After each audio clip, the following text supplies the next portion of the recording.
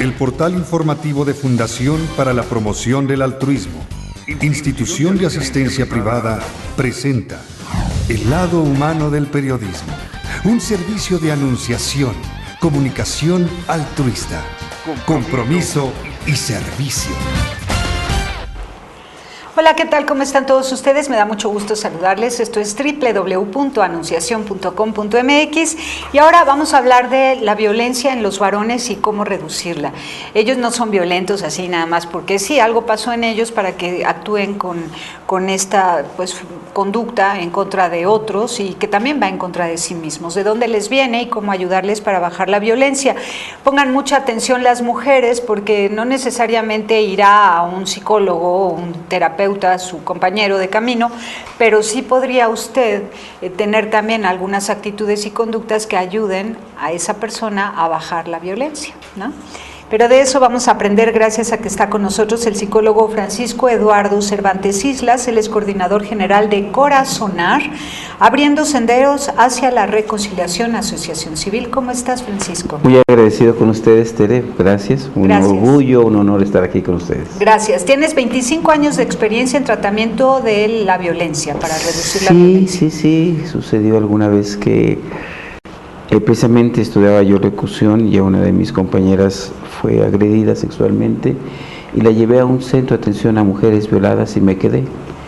Y desde entonces hemos hecho labor en ese camino. ¿Te quedaste como voluntario? Me quedé como voluntario, me quedé como participante, entonces estuve desde el 84 en instituciones de atención a mujeres violadas y después de algunos años fue necesario hacer los grupos para hombres que se reconocen violentos y de 5 años para acá estamos en el otro peldaño que es un trabajo de reconciliación y cultura de buen trato. Entonces, durante estos años... Para la prevención, ¿verdad? Para la prevención del buen trato y la reconciliación. Sí. Bueno, platícanos el fenómeno de la violencia. Yo lo más que sé es que un niño violentado se convierte en un adulto violento. También que la violencia segrega algunas sustancias a las que se hace adicto el cuerpo y entonces por eso se vuelve cíclica la conducta violenta porque está buscando de algún modo desatar esa generación de esas sustancias. En fin. Pero no soy experta en el tema y sí me interesa que lo comprendamos juntos para que ayudemos a las personas que amamos a bajar la violencia. Claro, Tere, muchas gracias. Vamos a entrar por lo que tú me dices. Dentro de las perspectivas de neurociencias, sí, efectivamente, cualquier persona que genere una emoción, amor, odio, tristeza, etcétera, segrega una cierta sustancia, tipo adrenalina, y como el café, como el cigarro, estamos de alguna manera dependiendo de esa situación. Sí, bioquímicamente respondemos por una serie de procesos y entonces la emoción tiene cambios particulares de nuestra bioquímica, vamos a decir. Entonces, si todo el tiempo estoy triste o yo estoy enojado, pareciera ser, y algunos teóricos nos dicen que efectivamente uno está como adicto, acostumbrado a ese tipo de característica de esa adrenalina por la emoción que estemos generando. Entonces por eso es importante a veces comprender la parte también bioquímica de lo que es la violencia en este sentido de que si sigues haciendo una actitud, una emoción, estás segregando un tipo de bioquímicos y entonces va a decir tu cuerpo pues los necesito también, ¿sí? Entonces en ese sentido no son todas las corrientes que explican la violencia. Pero es importante saber esta, claro, porque desde pequeños hay que procurar que los hijos vivan en armonía, claro, porque si hacemos a nuestros hijos adictos a este tipo de sustancias, claro, a la adrenalina, a causa, claro, de la violencia, pues ¿qué va a ser de él, ¿no? Exactamente, y bueno, eso también, esta línea es muy importante, Tere, porque también las alteraciones, los nervios y todo eso nos están llevando a este tipo de situaciones y conocerlos nos permite tener ciertas terapéuticas que nos van a ayudar. Otra gran línea en la comprensión de la violencia es la perspectiva de género, es decir, una idea cultural de cómo hemos sido educados los hombres. Esta muy reducida, te puedo decir que bueno, somos biología y somos cultura. En tanto biología, hombres y mujeres, tenemos rasgos físicos biológicos como hombres con genitales y masculinos y mujeres con genitales. Pero a través de la historia los hombres hemos sido educados en cierta privilegio social, canonjías. El hombre ha estado en lo social y a la mujer en tanto reproductora de la vida en lo privado. Este abrazamiento masculino de lo social, que tiene que ver desde tiempos muy antiguos, desde la casa de los animales, con lo público, hemos creado la religión, la economía, la cultura, la educación, el arte, la ciencia, la salud, y nos hemos hecho dueños de eso. Y hemos tenido un recelo porque las mujeres entren en esos lugares. Entonces, hacia cualquier cultura que tú me digas, se le conoce como la cultura patriarcal, el patriarca, el hombre, el dueño de. Entonces, en esta perspectiva, los hombres hemos, a lo largo de la historia, apropiadonos de los privilegios. Y si quieres un poco más en la historia, podemos abundar como cuando un pueblo conquista a otro, violan a las mujeres. Como a través de la historia, antes de las sociedades más organizadas, no solo se heredaba el cuchillo, el caballo, sino se heredaba los bienes, y parte de los bienes eran las mujeres. Para que el señor jerarca heredara el caballo al legítimo hijo, se necesitaba que la mujer fuese exclusiva de él. Entonces, a través de la historia se crea el cinturón de castidad y todo este tipo de situación. La mujer es parte de mi posesión. ¿Estoy explicando? Entonces, en esta historia de la mujer es parte de mi posesión y de mis bienes, sí, el patriarca, el paters famulus, el dueño de, famus es el famélico, el hambriento. El paters famulus viene en la historia como el dueño de, ¿sí? Entonces, él podía decidir cuántas mujeres tener en función a los recursos económicos, según la cultura, la historia. Estoy hablando muy compactamente de la historia, los musulmanes, ¿no? Eso se por ejemplo. Entonces, hay variaciones de la cultura, pero este patriarcado toma a la mujer como su posesión, ¿sí? Y le obliga a serle fiel, en tanto que la casa, el caballo, la espada tiene que ser de mis legítimos hijos. Entonces, todas las culturas van utilizando costumbres, religiones, leyes para hacer que la mujer sea parte del hombre. Y entonces nos hemos educado ancestralmente ante este tipo de circunstancias. Aún hoy día seguimos pensando que la mujer nos pertenece, que somos qué, y podemos hacer una de las publicaciones que tenemos para estudiar esto con grupos más amplios, es cómo ir de poco a poco ver todo esto. Tú recuerdas en México el derecho de pernada. El derecho de pernada era cuando el hacendado pasaba la primera noche con la mujer de su peón. Borrachita me voy para la capital para servirle al patrón que me mandó llamar. Hay muchas historias ocultas en donde se toma a la mujer, su virginidad y este dominio. Entonces, y bueno, ya verás en los 30, 40 que se te decía en la iglesia, que te decía la epístola de Melchor Ocampo, todo. Pero eso era muy lindo. La epístola de Melchor Ocampo, leída con calma, es una filosofía de vida hermosa donde hay armonía y el hombre ama a la mujer. ¿Ya conoces la historia de don Melchor Ocampo? No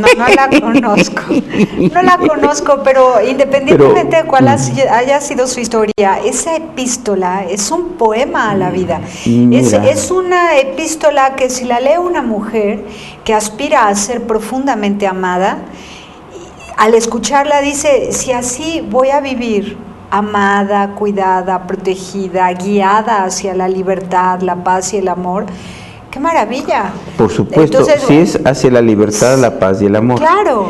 Yo aquí estaría hablando... Y esa es la propuesta cristiana desde todos los tiempos. Desde la distorsión que se le ha hecho en lo individual y a veces en lo cultural a esta construcción de la familia. Si lo miras a través de la historia, el deseo es el hombre y la mujer, ¿sí? En igualdad. Pero cuando se exacerba o se malinterpreta esta situación, entonces tienes que servirme, tienes que ser para mí. Y hay una cultura más cercana, insisto, déjame irme un poco para ser más didáctico a los extremos, sabiendo que cada caso es particular y cada quien comprende las situaciones. Pero como manera didáctica, ser nada más el extremo, digamos que ese sería el riesgo, Tere.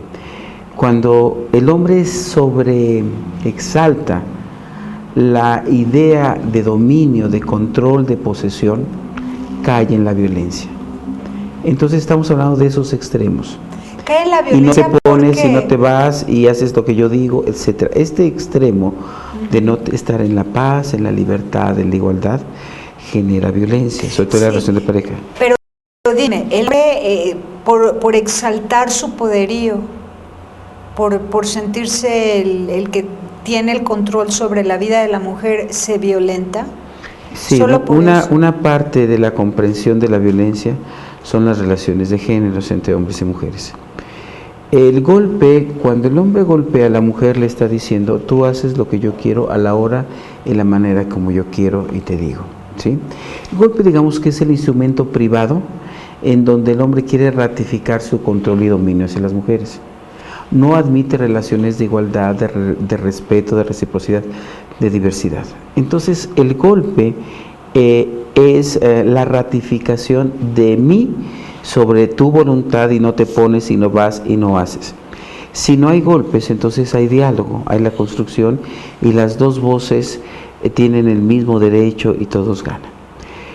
Ahora, si tú miras un poco el corte histórico, esto lo vas a ver obviamente desde lo más terrible, que es todas estas culturas donde se podía matar a la mujer, es decir, si te tengo o no, ¿sí? De excluirlas en términos de su sexualidad, de su participación política.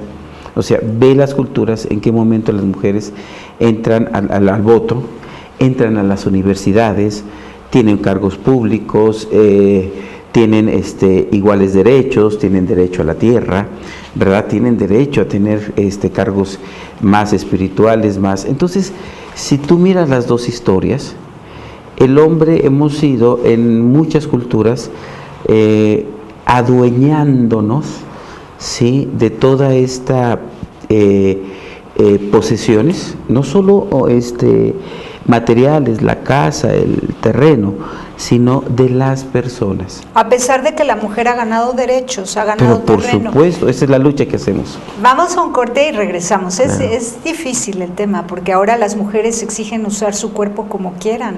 Y entonces, pobrecitas, se fueron al extremo en la búsqueda de sus derechos y ahora ni ellas mismas.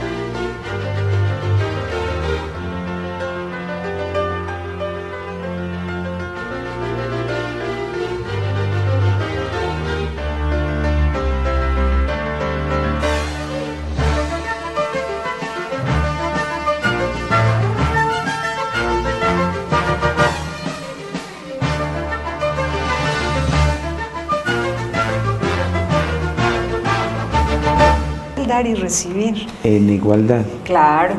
Bueno, el tema es impresionante porque aquí vamos a tratar de desenredar una madeja muy fuerte.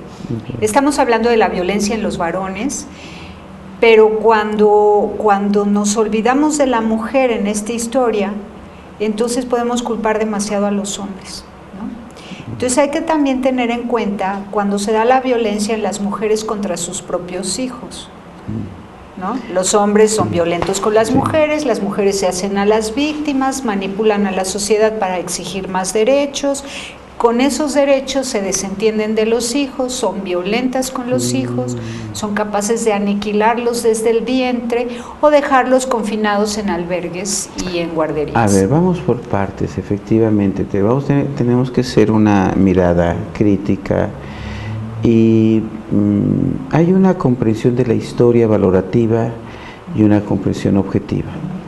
La valorativa pone adjetivos y la científica describe. Me toca un poco estar en la científica, sí, en la descripción. Entonces, como veíamos en la historia, ha habido por diferentes culturas, y vamos al terreno muy concreto, cuando el hombre violenta. El golpe es el momento en que alguien se quiere imponer sobre otra persona. Y así con todo. De género, así con todo, ¿sí? Entonces, la violencia es la imposición de alguien que tiene poder sobre el otro, para que el que tiene poder diga qué se debe o qué no se debe hacer. Ahora, hay varios niveles de la violencia directa, la violencia cultural y la violencia estructural. Entonces, a veces nosotros vemos solo la violencia directa, el golpe, la cachetada, la patada, la violación.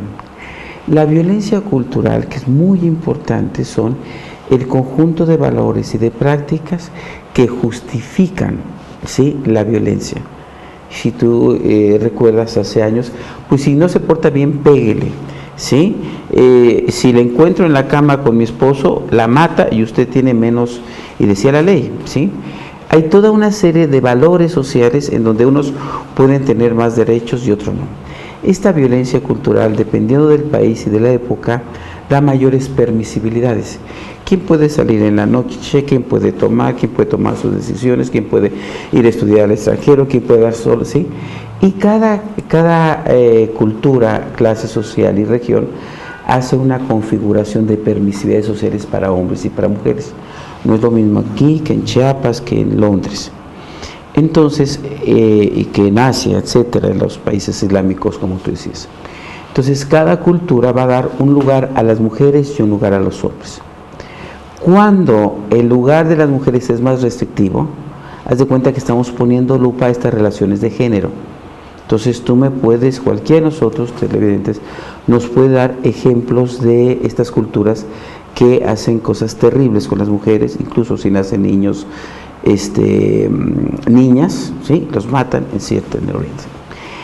Entonces tendríamos que decirme qué país y en qué época queremos analizar esto. Claro, entonces, por eso, en los casos particulares, tú hasta este momento admites que hay cuestiones biológicas, de estos, adrenalina y todo lo que está generando un niño violento que se hizo adulto violento porque es adicto a esa sustancia que genera cada vez que se enoja o golpea. Claro. El asunto cultural. ¿Y qué otra? Vamos a ver también las cuestiones personales. La personalidad es muy distinta. La personalidad. La personalidad es la manera en que como cada quien va a estar interpretando la vida. Entonces, una premisa para la reflexión. Cualquier creencia o pensamiento sobre algo o alguien nutre una emoción. ¿Sí? Si yo creo que el café es terrible, bueno, lo tiro. Sí, creo que el café es precioso, lo acerco. Pero no estamos hablando solo de café, sino de personas.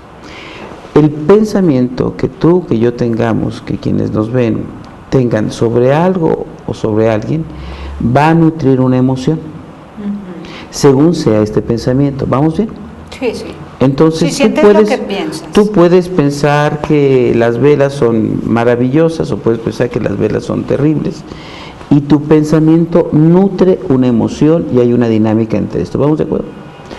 Entonces, en la personalidad es muy importante cómo cada quien percibe y mira al otro y a la otra. Si yo percibo que el otro es mi igual, le trato con respeto y hablamos igual. Pero si yo percibo que el otro me debe de obedecer, me debe de hacer lo que yo digo, entonces genero una emoción sobre eso. Cuando mi realidad y la realidad no se juntan, no son compaginables, entonces esa personalidad o esos varones que tengan o tengamos la creencia de que ella me debe de obedecer, no se cumple y empieza entonces él a generar que ella tiene que hacer lo que él dice, porque tiene que hacer que su creencia se vea en la realidad. Si no se ve en la realidad, su emoción está terrible. Entonces tendríamos que empezar a estudiar a las personas desde sus creencias, las emociones que nutren, y cuando estas son disonantes, es decir, la persona que me ayuda tiene también que bolearme el zapato. Si esa es mi creencia y no lo hace, yo estoy mal. Pero si yo creo que ella no tiene por qué hacer esto, pues no hay problema. Ahora, ¿dónde se da más la violencia? En aquellas personalidades masculinas, femeninas, etcétera, donde se viven más con ideas y con preceptos de control, de jerarquía y de dominio, de tal manera que podemos tener una mayor frustración, porque las cosas no se dan como yo quiero. Ahora, al cruzarlo por lo cultural, los varones, y esta es una ayuda para hacer la paz, la no violencia.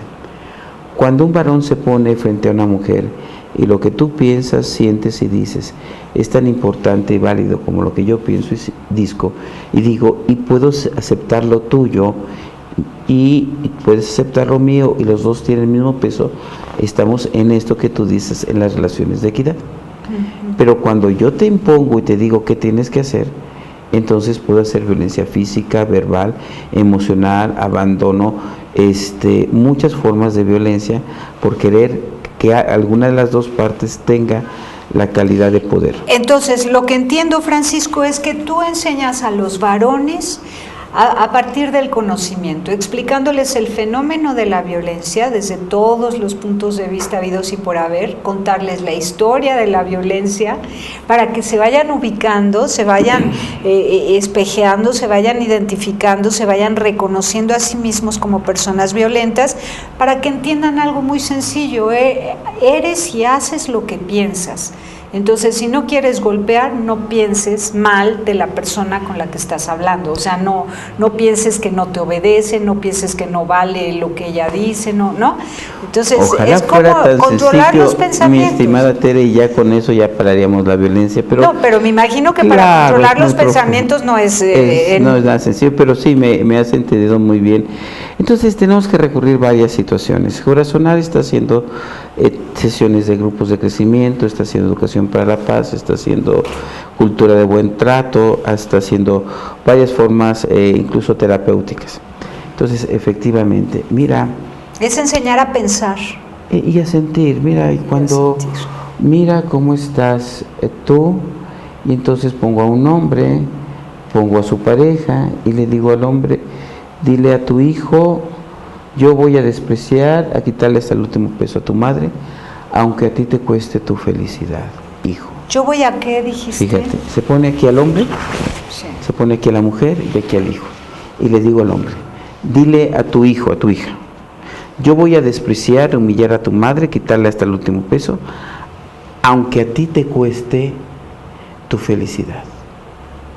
Le digo al hombre: ¿cómo te sientes?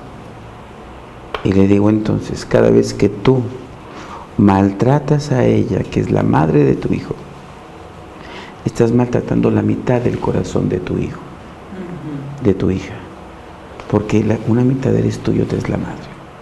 Entonces, cuando tú la maltratas a ella, también maltratas el corazón de tu hijo, y viceversa también.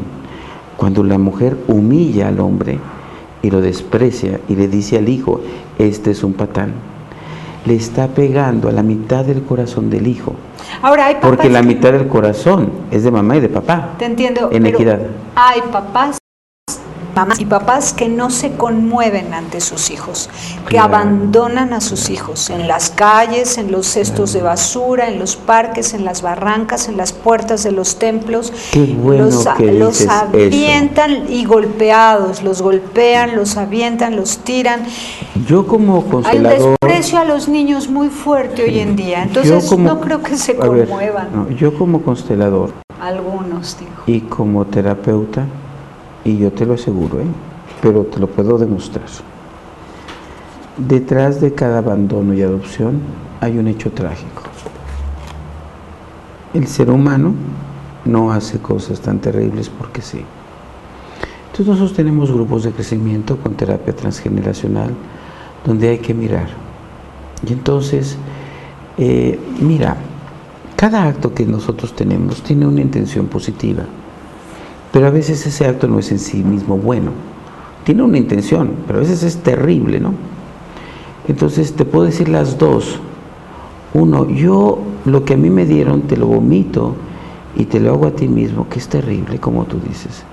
Pero hay también, yo te entrego con esta familia porque yo no puedo dártelo. Y para mí es lo mejor que puedo hacer por ti. Es un tremendo sacrificio de la madre que dice, prefiero renunciar a tenerte. Sí, Porque si te tengo, sí, tú puedes morir de hambre. Sí, pero eso es un acto de amor y muy Exacto. cuidado, un acto de amor. Entonces, cuidado, pensado, bien dirigido. Y los pero otros lo otro, el abandono, es bien tienen un poco la misma intención. Y te digo, mira, ¿por qué es importante mirar la intención positiva de todos los actos? Porque si no, no vas hacia la sanación. Uno tiene que volver a reconstruir el amor, la cordialidad, la hermandad. Sí, o sea que tú tienes como terapeuta que confiar en el ser humano, confiar en su capacidad de sanarse. Comprender. Y detrás de hechos terribles, tengo que encontrar la intención positiva para ir corrigiendo hacia el amor. Y lo mismo la mujer o el hombre de una persona violenta, ¿no? Tiene que tomar una actitud de comprensión frente a esa persona violenta. Vamos a un corte y me platicas. Sí. Entonces,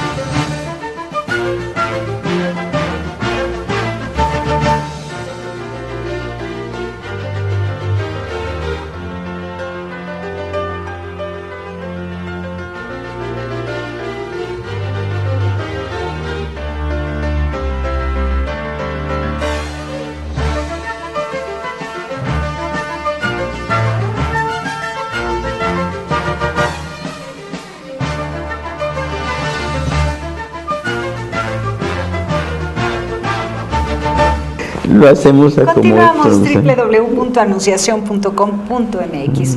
Bueno, si usted tiene un compañero o compañera violento o violenta, no es justo que soporte los golpes, los gritos y los sombrerazos.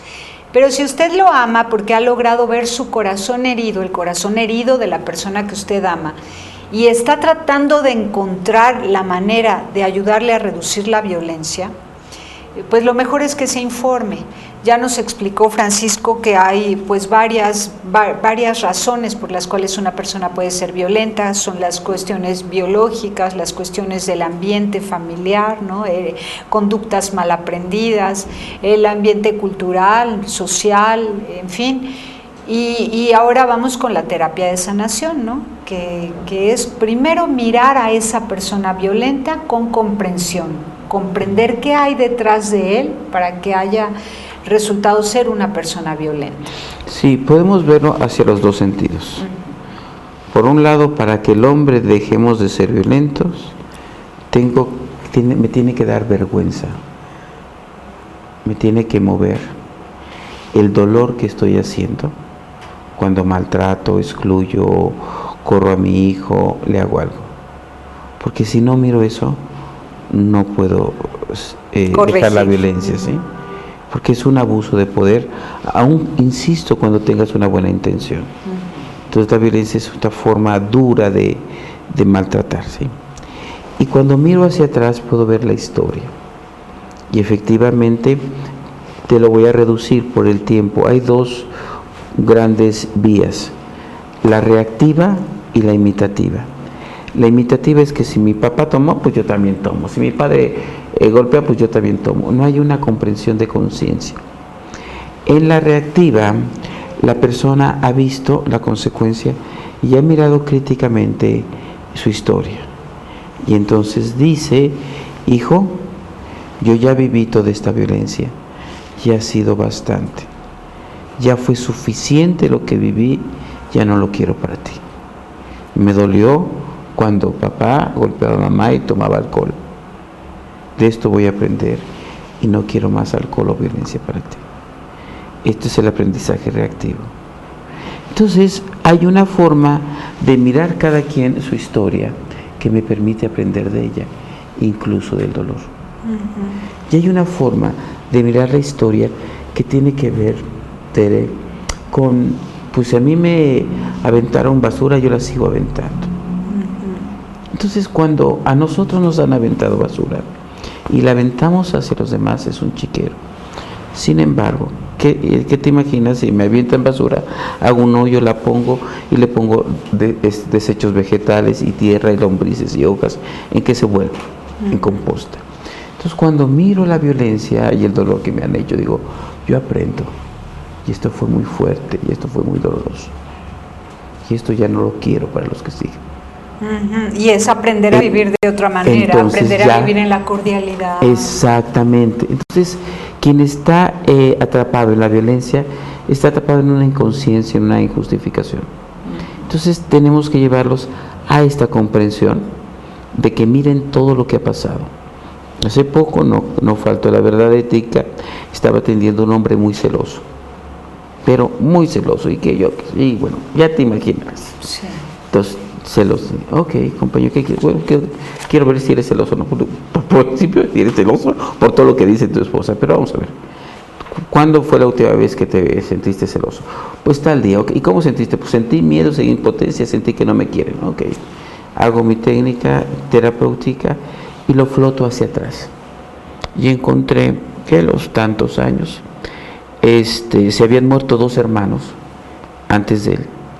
Y su mamá estaba en duelo por ellos y él casi no lo atendió. Y se dio cuenta de que si mamá quería al otro, como había querido a los otros, se podía morir. Entonces fue muy, muy dura con él. Y él aprendió a ser duro. Y entonces cada vez que él se siente ignorado, ahora de grande, ponle tú 30, 40, 50 años después, es muy duro con quien lo ignora. Pero es una herida emocional que hay que sanarla. Es como si a mí me hubiera mordido un perro hace 40 años, teniendo yo 6, 8 años. Vuelvo a escuchar el ladrido del perro, ¿qué me pasa? aguas, alarmas, ¿sí? Entonces, mira, la terapia no cambia la historia, cambia el significado que le demos a la historia. Y el nuevo significado tiene que ser amoroso. Por ejemplo, para sanar a estos chicos que te preocupan y estas chicas, ella tendría que ver: mamá, ahora veo que tú te embarazaste, quizá contra tu voluntad, que te embarazaste y mi padre que te embarazó ya tenía otra familia, etcétera, y veo que tú no pudiste estar conmigo. Quiero decirte, mamá, que me dolió que no estuvieras. Quiero decirte, papá, que me hiciste mucha falta. Y quiero decirles que gracias por la vida y la voy a tomar, aunque ustedes no estén. Pero tenemos que resolver el dolor, Tere, porque entonces si él no resuelve el odio, se arrastra, él lo arrastra hacia otras mujeres, hacia otros hombres, o si no sana. Cuando da la sanación, mi concepto sagrado de ser padre, de ser madre. Entonces, aun cuando ellos vivieron esa violencia, tienen que sanar el dolor para ir hacia el futuro con bondad. En un hombre violento podemos adivinar, suponer, sospechar que quizás quiere controlar para que no se le escape, porque a lo mejor sus papás nunca estuvieron con él. Y así como cada caso en particular, ¿sí? Podamos ver esto. Entonces, va de cada caso en cada caso, ¿no? Entonces, sí, cuando ella le dice, ¿sabes qué? No quiero que me hables. A ver, ¿qué pasó en tu historia, amigo? A ver, amigo, ¿qué ha pasado en tu historia? Que ella te dice que no se pone, o si se pone, si va o no va. Entonces es un trabajo personal muy constante y muy, como tú dices, te regresamos al amor y a la bondad, al respeto y a la igualdad. Porque sociológicamente, ¿por qué se da el fenómeno de que hoy en día hay muchas denuncias de noviazgos, de jovencitos, en relaciones muy violentas entre sí? Mira, como fenómeno. Tenemos una metodología que se llama los tendederos de nuestras buenas y malas formas de relacionarnos, donde la técnica es amplificar lo que es la violencia y amplificar lo que es el buen trato. Entonces hemos hecho más de 400 en escuelas y todo esto. ¿Qué hemos encontrado? En uno de los folletos los pueden ver ahorita, donde está lo que sí quieren las mujeres y lo que no quieren. Sí. Entonces, ¿qué vemos? Que efectivamente ha habido ambientes muy difíciles, muy terribles, que estamos como propensos a una selva para defendernos unos a otros. Entonces, deja darte algunos pequeños ejemplos.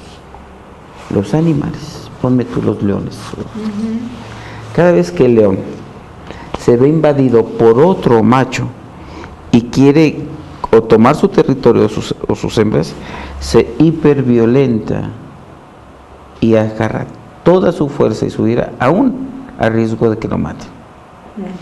Esos son los animales, ¿sí? Claro. Que hacen eso, ¿no? Imagínate toda la situación que tenemos que cambiar cultural, emocionalmente, porque el hombre cree tener dueño y posesión de lo que hacemos, ¿no? Entonces tenemos que hacer una comprensión muy, muy profunda de toda la historia de las personas. Entonces, mira, están proyectando ahora cartones, sí. A ver si nos los vas explicando. Por ejemplo, tenemos que aprender a resolver conflictos. Nosotros hacemos promotoras de la cultura del buen trato. Cuando tú tratas bien, es una situación muy interesante, porque lo que tú tienes que hacer es tratar bien, es, digamos, tu estado de salud emocional equilibrado. Y si yo me trato bien a mí mismo, no te permito que me maltrates, sobre todo como tú dices, hacia las mujeres. Si yo ve bien quiero, no permito que me maltrates. Entonces, tenemos que tener relaciones de igualdad, de respeto, donde todas las voces cuenten, Tere. No es ahora ese mal concepto que ahora lo que ustedes están proponiendo es que ahora los hijos decidan la familia. No.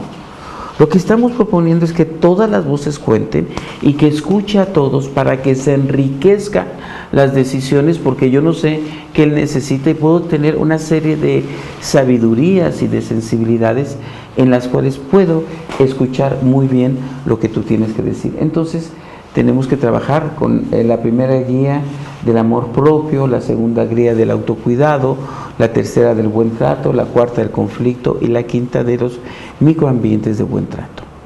Donde hay buen trato, entonces está el amor. ¿Por qué ponemos buen trato, Tere? Porque cualquiera lo puede definir. Se llama enfoque constructivista, es decir, las personas aportan su sentido y su comprensión para que cuando la gente define qué es lo que quiere, se hace más potente. Entonces hemos estado haciéndolo en más de 6 estados del país, hemos hecho más de 400 tendederos, muchas metodologías que tienen que ver con escucharnos. Sí. Ahora, los malos tratos es la parte oscura que todos caemos ahí. Sí, ¿no? Algún día caemos o amanecemos con el pie izquierdo y estamos maltratando. Sí, pero que no se vuelva una costumbre, que no se pierda la conciencia. No, y además de que hay que tener conciencia. Fui descuidado. Y si yo no asumo que puedo ser un gandalla, un malvado, tacatá, un machín, etcétera, me salto las trancas. Creo yo, mi criterio, que más vale que yo acepte que puedo ser malvado y ponga a raya mis actitudes terribles a decir que no soy malvado. Porque el que se cree muy bueno puede ser terrible.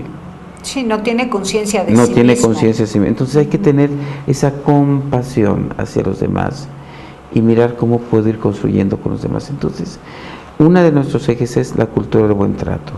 Otros son los grupos de crecimiento. Todos los miércoles hacemos grupos de crecimiento con mujeres y hombres que quieren trabajar a profundidad sus relaciones de bienestar. Hay también grupos para hombres con mis compañeros Moresbis, trabajamos en las comunidades con grupos indígenas con Quinal, sobre promotoras del buen trato, de la dignificación, y eso está haciendo en muchos lados del país. Entonces, nuestra apuesta es la reconciliación. ¿Qué es la reconciliación para nosotros, Tere? Es, después de un conflicto, volver a reconsiderar, restablecer los acuerdos para que las cosas sigan adelante. ¿Cuándo se perdió el amor en México? Sería cosa de verlo, pero mira, yo te diría, mira hacia atrás toda esa historia, y si tú quieres ver en la colonia cómo llegan los extranjeros y acá y empiezan a matar unos a otros, pero después lo que sobreviven se casan, y después vienen los africanos, los negros, y unos a otros se discriminan, pero los que sobreviven se empiezan a casar. Después los que tienen un poco más de dinero, sí, empiezan a imponerse, vino la independencia, después hubo tiendas de raya, hubo la revolución. Y si tú miras hacia atrás, todos somos de esa sangre combinada de todos. Por eso la reconciliación. Entonces, y cada quien ya ha no tenido su parte. ¿Dónde se perdió el amor? No podemos responder. ¿Fue el individualismo? ¿Fue el materialismo? En cada momento somos hedonismo? responsables. Somos responsables de eso. Pero hacia atrás cada quien ha hecho lo mejor que se puede. Pero tenemos que aprender también de esos odios anteriores. Y si se odiaron las familias anteriores, ahora aprendo de eso y puedo salvar el odio en amor. Mira cuántas familias no se pierden de hace años, que los Chávez contra los Cervantes, que los de Jiménez contra los... Sí, y entonces nos matábamos porque no sabemos reconciliarnos y para el amor. Ahora también está el odio, pero ahora hay situaciones más terribles. Lo que me preocupa, yo trabajo con policías, lo que me preocupa en términos de seguridad pública es que si sigue habiendo corrupción, si sigue habiendo una insensibilidad, lo que estamos haciendo es que se está volviendo una industria el secuestro, el robo, la trata y todo eso. Entonces, ojo, no podemos estar ni en la corrupción y tenemos que no dejar que la violencia sea una gran industria. Tenemos que conciliarnos y cada quien tomar la parte de responsabilidad que queremos. Ahí está Corazonar para trabajar. Y empezando en personas y familias, ¿no? Por supuesto. De persona a persona, de familia a familia, de sanarlos. colegio en colegio, de comunidad en comunidad. Así es, solamente así, es como un trabajito hormiga, desde lo particular a lo general. No hay otro campo. Claro. Muy bien, pues te agradezco, Francisco Eduardo Cervantes Islas, coordinador general de Corazonar, abriendo senderos hacia la reconciliación. Muchísimas gracias. Gracias y felicito su trabajo por el amor. Gracias. Pásela bien haciendo el bien. Hasta la próxima. Sí hay soluciones. Aquí, en el portal informativo de Fundación para la Promoción del Altruismo, Institución de Asistencia Privada. El lado humano del periodismo. Un servicio de anunciación, comunicación altruista. Participa en Facebook. En Todo México Somos Hermanos. Y síguenos en Twitter, @Todo México Somos.